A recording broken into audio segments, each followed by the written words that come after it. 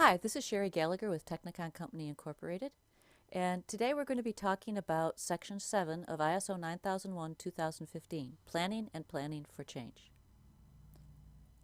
When I send out audit plans for ISO 9001-2015 and designate planning on the schedule, frequently the client assigns the production planner to be interviewed. I ask the planner questions on Section 8 of the Standard Operations and save the questions for Section 6, Planning for Top Management. You see, in ISO 9001-2015, planning is strategic planning, not production planning. Of course, it makes sense that strategic planning should follow leadership. So Section 6, Planning, has three major sections: actions to address risk, quality objectives and planning to achieve them, planning of changes. Let's start with actions to address risk. The first element in ISO 9001-2015 is expecting top management to address is risk. It is top management who decides how much risk is acceptable before actions are taken. This section of the standard refers back to Section 4.1 and 4.2 of internal and external issues and interested parties. Technacon already has videos up on those subjects and gives guidance on identifying internal and external issues and interested parties and defining how they're monitored. This section of the standard takes risk one step further and expects management now consider all the impacts of the risk and decide when or if action will be taken to mitigate the risk. The guidance for when to take action is: give assurance the quality management system can achieve its intended results.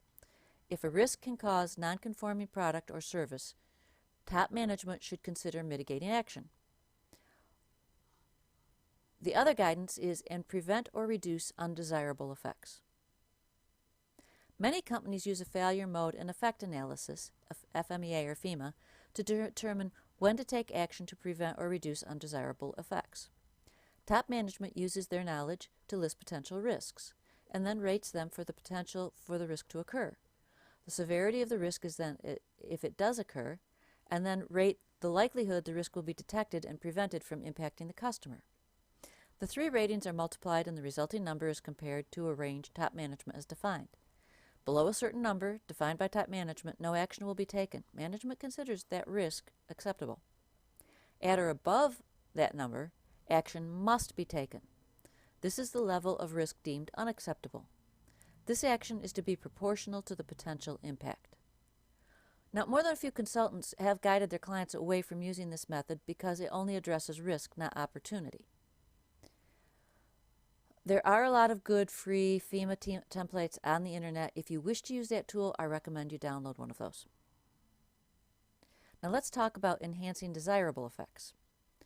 During a recent audit, a client identified a brilliant best practice.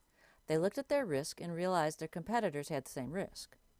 By addressing the risk, they were able to create opportunities by either lowering pricing and or delivery times, or by using the eliminated risk as a marketing tool. By turning the risk into an opportunity, they had generated significant growth, about a 25% increase in sales. Who can't go with that? Now let's talk about achieving improvement. Remember, one of the requirements of top management and leadership is to create improvement. Eliminating or reducing risk or recreating an opportunity creates improvement. When top management identifies actions to address risk and opportunity, the actions must be integrated into the quality management system, implemented and evaluated for effectiveness, and make sure the action is taken. I had to write up a finding on one company. They'd identified the risks, identified the point to take action, and evaluated the risks. They had then identified several risks that fell into their company-defined range of requiring action. The problem was they never took any action. Oopsie. Let's talk about quality objectives and planning to achieve them. It's the second major section of planning, and it is to address quality objectives. In the leadership video presentation, the quality policy provided the framework for the quality objectives. In planning, top management is directed to establish quality objectives at all functional levels and processes. Now, this does not mean the organization must develop a large number of quality objectives, but rather make sure everyone in the company knows how they impact and contribute to the quality objectives. For example, suppose a quality objective is to reduce lead times by 1 day. Order entry has a piece of this in that they may help by having an objective to reduce their time to enter orders from 6 hours to 4 hours. Procurement may have an objective to reduce sourcing time from 5 days to 3, also reducing lead times. Production may have an objective to throughput all orders in 2 business days instead of 3. Shipping may have an objective to ship all completed orders within 4 hours. There's still only one major objective: reduce the lead time by a day, and every department at the relevant functional level understands and has an objective to help accomplish the overall quality objective of reducing lead times by a day. Of course, quality objectives must be in line with a quality policy. If the quality policy directs the company perception to be the lowest cost provider, an objective that significantly increases the cost to manufacture by increasing accuracy doesn't fit. Quality objectives must also be measurable. Improved delivery time does not meet the requirements of the standard. Improved delivery time by 1 day is measurable and does meet the standard. As was discussed in leadership, the quality policy and the quality objectives must take into account applicable requirements. If you want to reduce costs and you're going to combine the tail endings of lots to do that, and your customer requires traceability back to the supplier, you can't do that. It's an objective that you can't create and you can't accomplish because you lose traceability. Quality objectives should increase customer satisfaction and be relevant to conformity. Every company should have a goal to increase profitability, but it should be by increasing performance unless the customer is satisfied with the product after a change. Quality objectives should be monitored. Everyone should know how the company is doing at accomplishing the quality objectives. Progress should be communicated. If necessary, an objective should be updated as appropriate.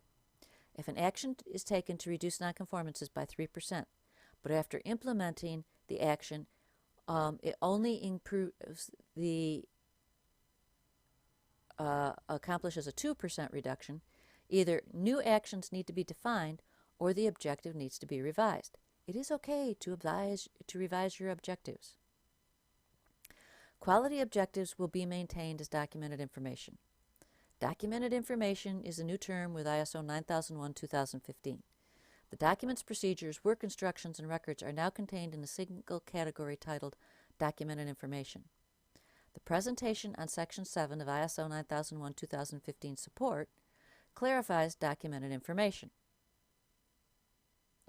So finally, top management must make sure the action to accomplish quality objectives are defined, the resources needed to accomplish the objectives are identified and assigned, the person responsible for managing the plan to accomplish the quality objective is identified and they are given a defined time frame, including a completion date, and how the results will be evaluated to determine if the objective was accomplished must be defined. Now the last bit of Section 7 is planning for change. Change is a given. People are promoted or retire or move on. Facilities no longer accommodate the business size. Equipment no longer holds tolerances. All of these are change. Top management is charged with addressing changes and making sure the customer is not negatively impacted by changes in the organization. Top management must identify a plan to keep the quality management system in place and effective throughout the change period. So if production is moving to a new building, top management must ensure deliveries are not interrupted and non-conforming product does not reach the customer. So in conclusion, ISO 9001:2016 Section 6 planning can be considered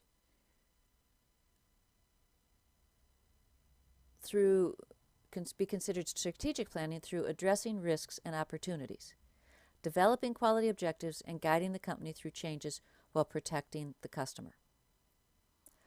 So this is Technacon Company. If you have any questions or comments, please feel free to contact us. We can be reached at our website at technacon.com, or you can email us at Technacon 1986 at sbcglobal.net, or you can call us at 708-814-3685. Go out and have a wonderful day.